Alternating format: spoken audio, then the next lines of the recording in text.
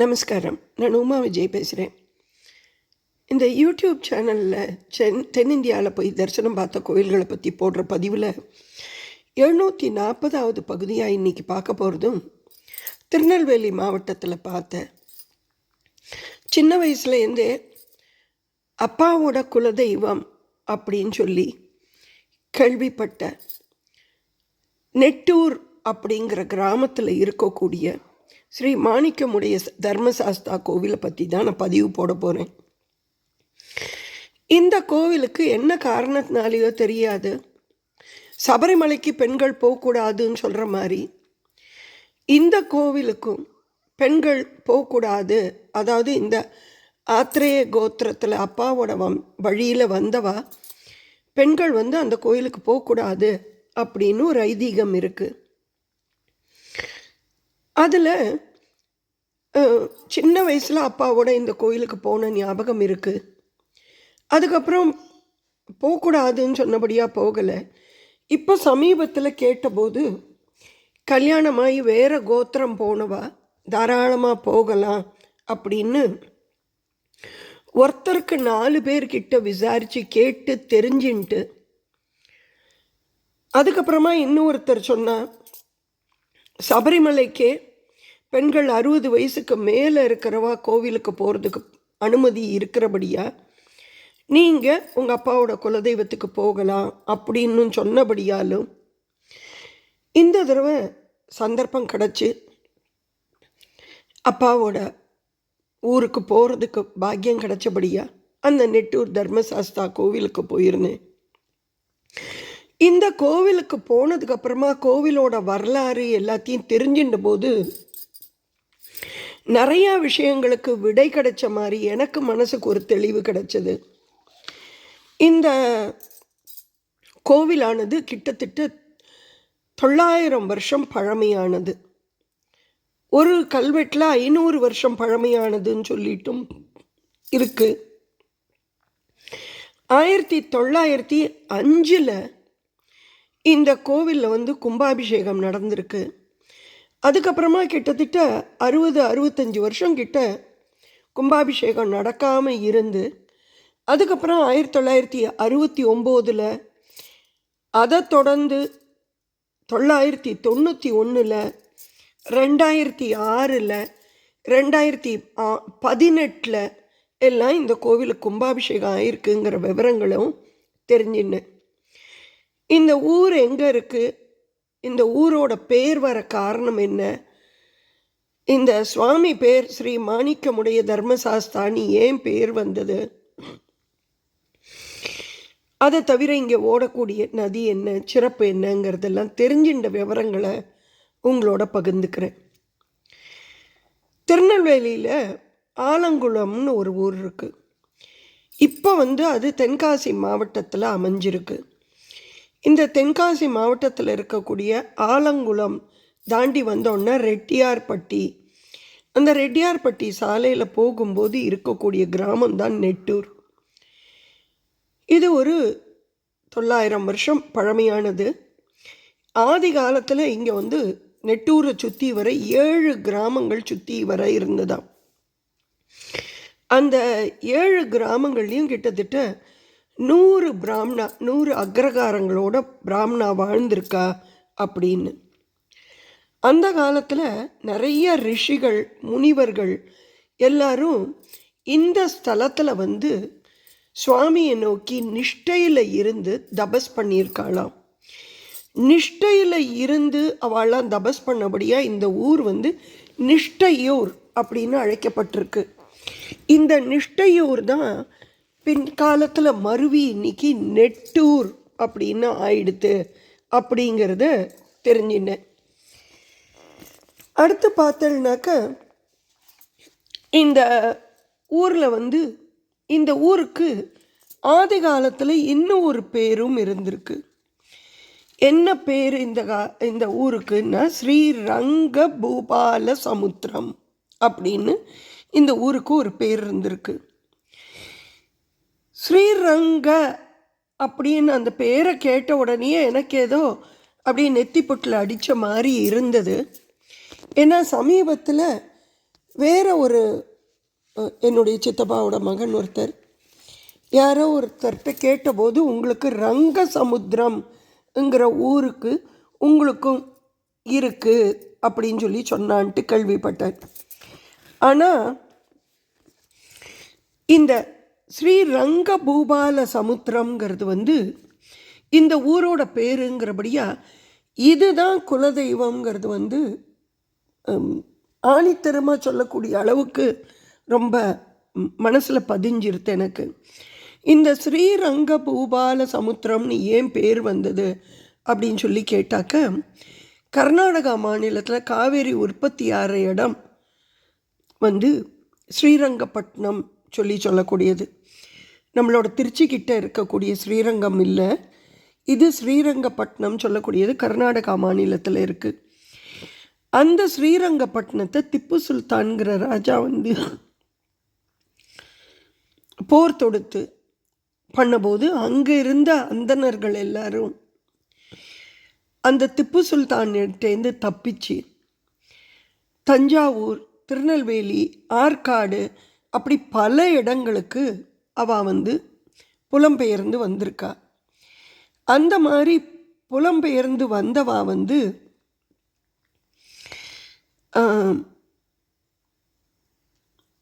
தங்கி இருந்த அந்த தங்கின இடம் திருநெல்வேலி கிட்ட அவள் தங்கியிருந்த இடத்தோட பேர் ஸ்ரீரங்கத்திலேருந்து வந்தபடியா ஸ்ரீரங்க பூபால சமுத்திரம்னு அழைக்கப்பட்டிருக்கு.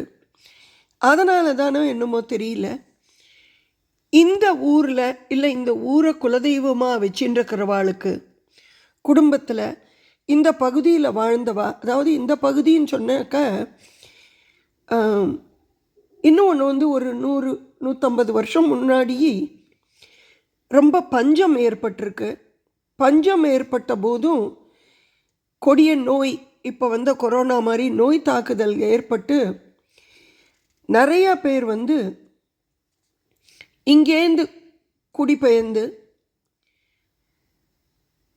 சீதர்ப்பநல்லூர், அம்பாசமுத்திரம், கல்லடக்குறிச்சி, அத்தாளநல்லூர், அப்புறம் கேரளாவில் இருக்கக்கூடிய நெடுமண்காடு அந்த மாதிரி இடத்துக்கெல்லாமும் அவள் புலம்பெயர்ந்து போயிருக்கா அப்படிங்கிறதும் தெரிய வந்தது இந்த ஊருக்கு போனதுக்கப்புறமா. இந்த ஊரில் வசித்த அந்த அவள் எல்லாரோட குடும்பத்தில் இருக்கிறவாள் குடும்பத்தில் ஒருத்தர் பேர் ரங்கன் அப்படிங்கிற பேரோட அமைஞ்சிருக்கு. ரங்கநாதன், ரங்கராஜன், ரங்கசுப்பிரமணியன், ரங்கன் அந்த பேர்களை தாங்கி குடும்பத்தில் ஒருத்தர் இருக்கா அப்படிங்கிறதும் தெரிய வந்திருக்கு. இதுவும் குடும்பத்தில் ரங்கன்கிற பேரில் எப்படி பெரியவாள்லாம் இருந்திருக்காங்கிறதையும் இந்த ஸ்தல புராணமும் சேர்த்து சொல்லும்போது நிறைய விஷயங்கள் அர்த்தமாகிறது என்னை பொறுத்த வரைக்கும். இந்த ஸ்தலத்தில் அப்பரானந்தா அப்படிங்கிறவர் ஒரு சித்தி அடைஞ்சிருக்கார், ஜீவசமாதி அடைஞ்சிருக்கார் அப்படின்னு.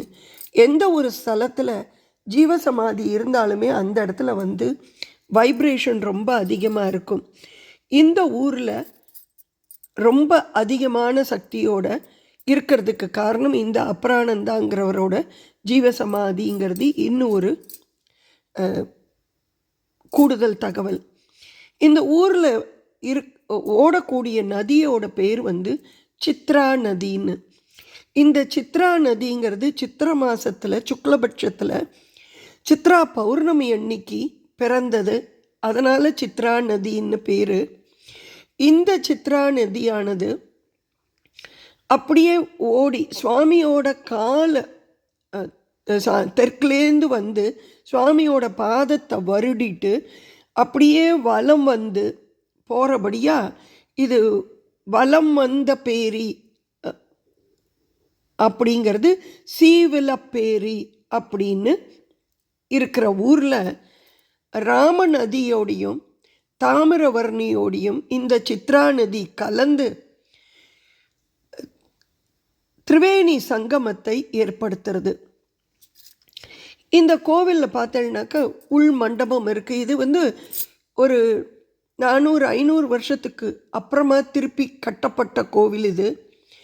இங்கே இருக்கிற சுவாமி வந்து அந்த காலத்தில் இங்கே குடிபெயர்ந்தவா அவளுக்கு ஒரு தெய்வம் வேணும்னு சொல்லி சாஸ்தாவை வேண்டிண்டு கோவில் கட்டணும்னு சொல்லி பார்த்து பூமியில் தோண்டின போது சுயம்புவாக கிடச்ச சுவாமி தான் இவர். அந்த சுவாமியை சுற்றி கீழ்ப்பகுதியில் அந்த சுவாமியோட கல்லுக்கு கீழே வந்து மாணிக்க கற்கள் இருந்ததாம். அதனால் இந்த சுவாமிக்கு மாணிக்கமுடைய சாஸ்தா அப்படின்னு பேர் வந்திருக்கு. ஒரு 400 வருஷம் முன்னாடி இந்த கோவிலில் வெறுமை சுவாமி ஒண்டி தான் வச்சிருந்திருக்கா. வெறுமை தர்மசாஸ்தா, மாணிக்கமுடைய தர்மசாஸ்தா மட்டும்தான் இருந்திருக்கார். அதுக்கப்புறமா தான் பூர்ண புஷ்கலையோடு சேர்ந்து ஒரே கல்லால் சுவாமியை செதுக்கி அந்த சுவாமியை இப்போ நம்ம பார்க்குற சுவாமியை வந்து கருவறையில் இருக்கிறவரன் பிரதிஷ்டை பண்ணப்பட்டிருக்கு அப்படிங்கிறது தெரிஞ்சது. கோவிலோட உள் மண்டபத்தில் மேலே பார்த்தேன்னாக்க, மேல் தளத்தில் பார்த்தேன்னாக்க ஒரே கல்லில் 2 மீன்கள் பொறிக்கப்பட்டிருக்கு. மீன் சின்னம்ங்கிறதே சாதாரணமாக பாண்டிய ராஜாக்களை குறிக்கக்கூடியது. அப்படி இந்த கோவிலில் வந்து மீன் சின்னம் இருக்கிறபடியாக இது வந்து பாண்டிய மன்னர்களால் திருப்பி கட்டப்பட்ட கோவில் அப்படிங்கிறது புரிஞ்சிக்க முடிகிறது. இந்த மாணிக்கமுடைய சாஸ்தா ஸ்ரீ தர்மசாஸ்தா அவரோட கோவிலுக்கு போகணுன்னாக்க பிரதான சாலையிலேருந்து நடந்து போகிறதுக்கு இப்போது கான்க்ரீட்டில் ஒரு 8 அடி கான்க்ரீட்டில் பாதை போட்டிருக்கார். இந்த பாதை வந்து மேற்கு வாசலுக்கு தான் போகிறது. சுவாமி கிழக்க பார்த்து தான் இருக்கார். ஆனாலும் கிழக்கு வாசல்ங்கிறது மூடப்பட்டிருக்கு. ரொம்ப காலத்துக்கு முன்னாடியே கிழக்கு வாசல் மூடப்பட்டிருக்கு அப்படின்னு சொல்லப்படுறது. இதில் மேற்கு வாசல் வழியாக போயிட்டு நம்ம பிரதட்சணமாக போய் தான் சுவாமியை பார்க்க வேண்டியிருக்கு. அந்த சுற்றி வர போகிற பாதையெல்லாம் நந்தவனம் மாதிரி அழகாக வில்வ மரமும் மாதுளை மரங்கள், அப்புறமா மகாவில்வம், தென்னை மரம், வாழை மரம் எல்லாம் வச்சிருக்கிறத பார்க்க முடிஞ்சது. 2006 போது கும்பாபிஷேகத்து போது தான் இப்போ நம்ம பார்க்கக்கூடிய முன் மண்டபம் கட்டப்பட்டிருக்கு அப்படிங்கிறத தெரிஞ்சுட்டேன். இந்த முன் மண்டபத்தில் தான் நிறைய பேர் இருந்து பஜனை பண்ணுறது, பிரசாதங்கள் அன்னதானம் கொடுக்கறது அதெல்லாம் நடக்கிறதுக்கு வசதியாக செய்யப்பட்டிருக்கு. அதுக்கு முன்னாடி உள்ளுக்குள்ளே இருந்த அந்த 4 காலோடு இருந்த அந்த தூணோடு இருக்கிற கோவில் மட்டும்தான் இருந்திருக்கு. இந்த சுவாமியோட சந்நிதியிலேயே பார்த்தோம்னாக்க கர்ப்பகிரகத்தில் இப்போ வந்து பூர்ண புஷ்கலா சமேத ஸ்ரீ மாணிக்கமுடைய தர்மசாஸ்தா ஒரே கல்லால் ஆகி அவர் வந்து ஒரு செங்கோண பீடத்தில் வச்சிருக்கிற மாதிரி வச்சிருக்கா. அந்த கர்ப்பகிரகத்துக்கு உள்ளேயே தான் ஸ்ரீ பூதநாதரை வந்து ஒரு பலிபீட ரூபத்தில் உள்ளே வச்சிருக்கா அப்படிங்கிறதும் தெரிஞ்சின்ற விஷயமா இருக்குது. இந்த சுவாமி படிக்கு வெளி வாசலில் பார்த்தோன்னா கர்ப்பகிரகத்துக்கு வெளியில் துவாரகபாலர்கள் இருக்கா. சுவாமி சன்னதிக்கு நேர் எழுத்த மாதிரி இந்த வெளி மண்டபத்தில் பலிபீடத்தில் பார்த்தோன்னாக்க சுவாமியோட வாகனமாக இருக்கக்கூடிய புலி, அப்புறமா யானை, அதை தவிர அங்கே வந்து நந்தி பகவான், மூஞ்சூர் பகவான், நாய், எல்லா வாகனமும் வரிசையாக இருக்கிறத சுவாமி சன்னதிக்கு முன்னாடி இருக்கிறத அந்த வெளி மண்டபத்தில் இருக்கிறத பார்க்க முடிஞ்சது. அப்புறமா உள் பிரகாரத்தில் பார்த்தேன்னாக்க தென்மேற்கு மூலையில் கணபதி அவரோட வாகனமான மூஞ்சூரோடையும் சுவாமி லிங்கம் வந்து நந்தியோடையும் இருக்கிறதையும் பக்கத்துலேயே கிருஷ்ணர் இருக்கிறதையும் பார்க்க முடிஞ்சது. வடமேற்கு மூலையில் வந்து பார்த்தேன்னாக்க முருகன் மயில் வாகனத்தோட ரொம்ப அழகான சிற்பமாக இருந்ததை பார்க்க முடிஞ்சது. இந்த வெளிப்பிரகாரத்தில் வந்து யானை, புலி, குதிரை, நந்தி, நாய், மூஞ்சூறு எல்லாரும் இருக்கிறத 7 வாகனங்கள் இருக்கிறத பார்க்க முடிஞ்சது. ஆனால் 6 தான் என்னன்னு தெரிஞ்சது, இன்னொன்று என்னன்னு தெரியல. இந்த வெளிப்பிரகாரத்தில் பார்த்தோம்னாக்கா வடகிழக்கு மூலையில் ஒரு கிணறு இருக்குது. அந்த கிணறு வந்து மூடப்பட்டிருக்கு. இப்போது முன்னாடிலாம் அந்த கிணத்துலேருந்து தண்ணி எடுத்து குளிச்சு தான் எல்லாருமே கோயிலுக்கு வர்றவா குளிச்சுட்டு சுவாமி எல்லாம் பார்த்துட்டு இருந்திருக்கா. இப்போ அந்த கிணறு மூடப்பட்டு, ஆனால் இந்த மோட்டர் பம்ப் எல்லாம் போட்டபடியாக அதுக்கு எழுத்த பக்கத்தில் ஒரு குளியல் அறையும் ஒரு கழிப்பறை வசதியும் வெளியில் செய்யப்பட்டிருக்கு வரக்கூடிய பக்தாளுக்கு.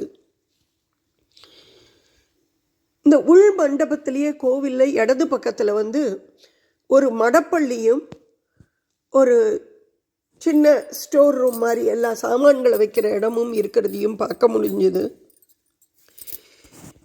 இந்த சாஸ்தாக்கும் குளத்துப்புழை சாஸ்தாக்கும் ஏதோ சம்பந்தம் இருக்கு அப்படின்னும் சொல்லப்பட்டது.